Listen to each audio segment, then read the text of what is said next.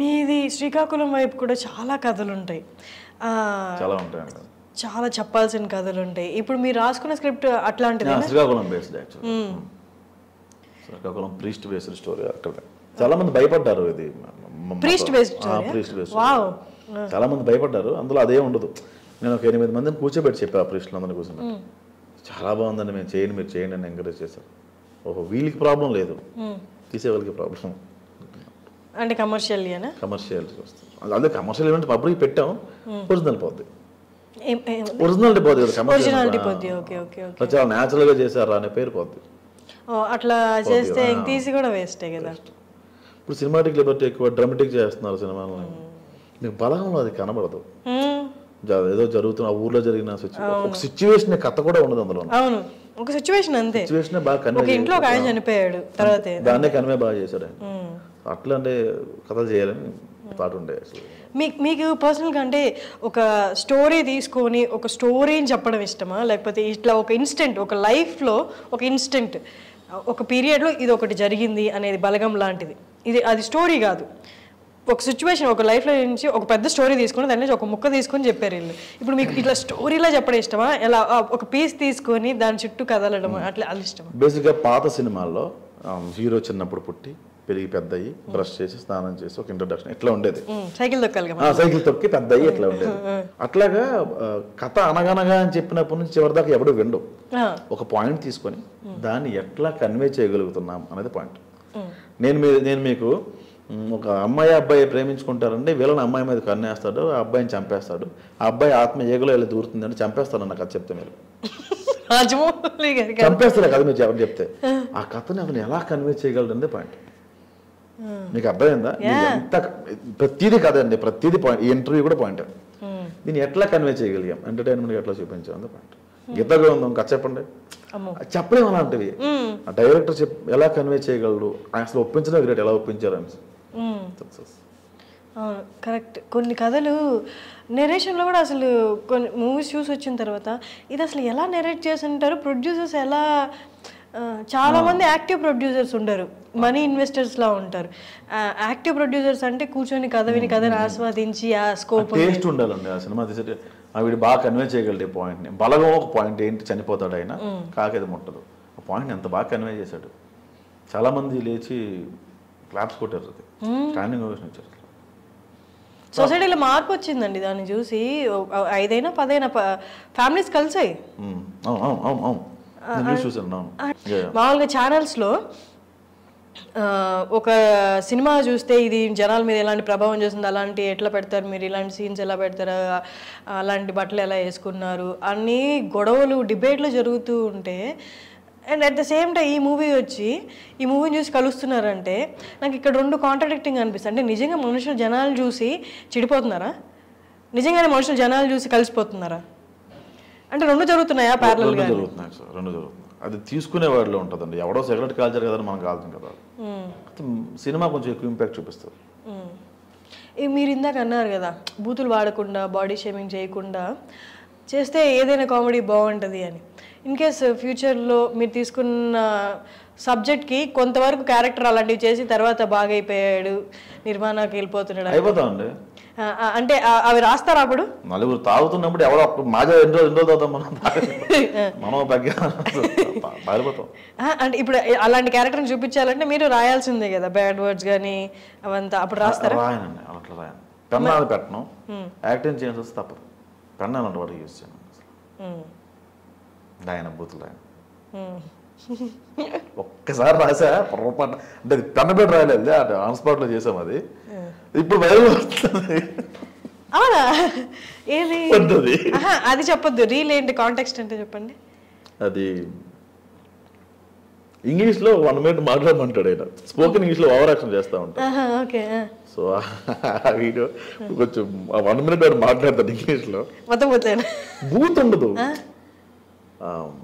ఏం లేదు.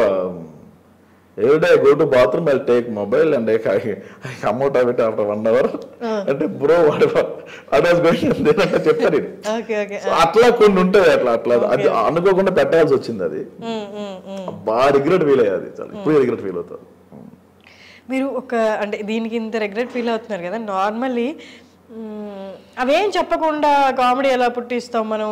ఐదర్ వాడు షేమింగ్ చేసుకోవాలి, వాడిని తక్కువ చేసి చూసుకోవాలి, లేకపోతే ఎదుటి వాడిని తక్కువ చేసి చూస్తేనే కదా కామెడీ జనరేట్ అవుతుంది అన్నది. ఇది పాయింట్ బాగా చెప్తాను నేను. మీరు ఆహనా పెళ్ళి అంటే సినిమా చూసారు కదా, ఓ బాడీ షేమింగ్ చెప్పండి. అంట్లా కదా అంటాడు ఆయన, అది బాడీ షేమింగ్ కాదు కదా అన్నది. మీరు చాలా చెప్తారు, టైం పడుతుంది మీకు.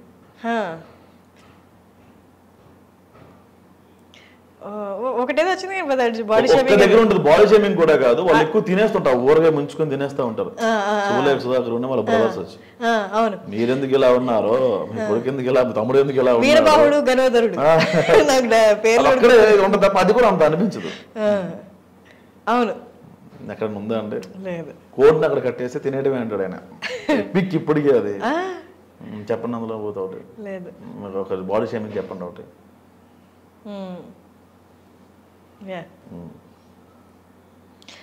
తిట్లు కూడా.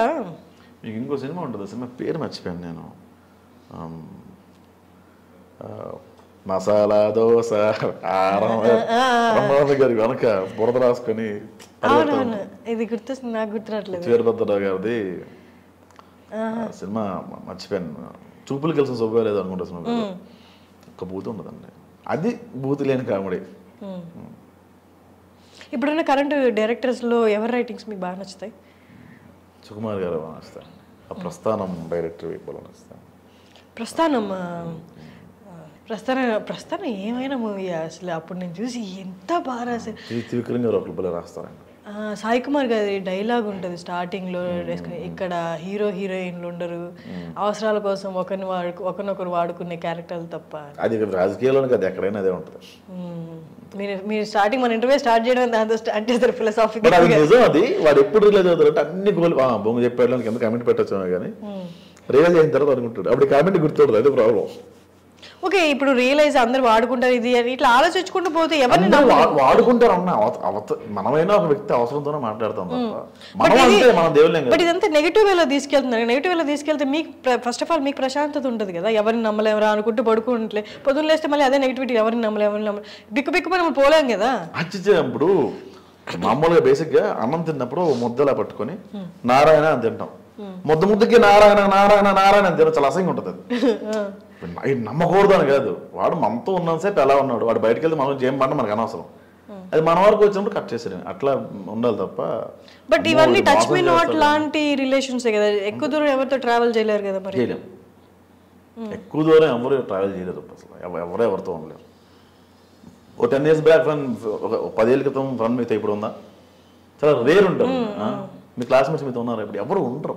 మరి ఏంటివి అంటే మనకి ఇవన్నీ తెలిసిన ఇది నాది అనుకున్నది ఏదో ఒకటి మనతో ఉంటే ప్రశాంతంగా. ఇప్పుడు ఫర్ ఎగ్జాంపుల్ మా అమ్మ నా ఫ్యామిలీ, లేకపోతే నా ఇల్లు, నా పిల్లలు, నా భార్య, ఇట్లా ఏదో ఒకటి అనుకుంటే మనిషికి ప్రశాంతంగా ఉండి నిద్రపోతాడు, లేదా పని చేసుకోగలడు, ఏదో ఒక డ్రైవింగ్ పర్సన్. అట్లా మీకు ఏముంటుంది? నాది కాదు, ఇది తోలి తిత్తే మట్టి ఇంత లేదు, నాకు పిచ్చి అయిపోతాను. తప్ప కాదు, జనరల్ గా చెప్తున్నాను నేను.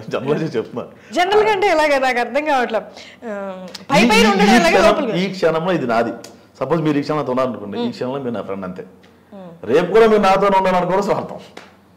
ఏం మీకు 2023లో కొత్త ఫ్రెండ్స్ రాలేదా? పాత ఫ్రెండ్స్ పోలేదా? సింపుల్ అండి. కొన్ని రోజులు ట్రావెల్ అవుతాం అంతే. పోవడం అంటే రెగ్యులర్ గా కలిసి మాట్లాడలేము, రోజు ఒకే కూర తినలేము కదా. రెగ్యులర్ గా కలిసి మాట్లాడలేదు అంటే రెగ్యులర్ కలిసి మాట్లాడలేదు కాబట్టి వాళ్ళు మనల్ని వెళ్ళిపోయినట్టు కాదు కదా. టచ్ లో ఉంటాం, ఫోన్ చేస్తే మాట్లాడుతుంటారు. టచ్ లో ఉంటాం అంతే. ఎప్పుడు ఫోన్ చేస్తారు? ఎప్పుడో గుర్తొచ్చినప్పుడు. మీరు ఎప్పుడు ఎవరికి గుర్తుండరు, ఎవరికి గుర్తుండరు. మీరు కదా వాడికి మనకు గుర్తుండవు. వాళ్ళే కదా మనం అలాగే ఉన్నాం. చూపించడం వేరే వాడి వైపు వెళ్ళి.